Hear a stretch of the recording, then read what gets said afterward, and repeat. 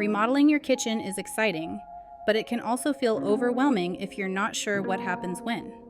Today we'll walk through a typical kitchen remodel timeline, what happens in each phase, and how long you can expect major steps to take. This way, you can plan your life and your home around the work, avoid surprises, and stay confident from start to finish. Timelines vary depending on scope, permits, materials, and contractor schedules. But this video gives a practical framework. Careful planning minimizes delays later in the project. Many remodels require permits, especially if structural changes, electrical work, or plumbing modifications are involved. Permit submission, review and approval, and scheduling inspections are all part of this phase.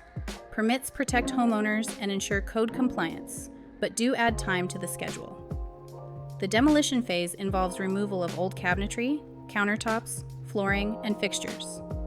Disconnecting appliances and site protection are also key steps. Hidden issues may be discovered and need immediate attention, potentially adding time, but that's part of responsible remodeling. This critical construction phase includes rough plumbing, rough electrical, and HVAC adjustments if needed.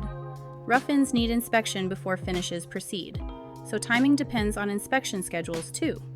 Cabinet installation involves laying out cabinet framing, anchoring, and leveling. Countertop templating and installation require measurements and fabrication.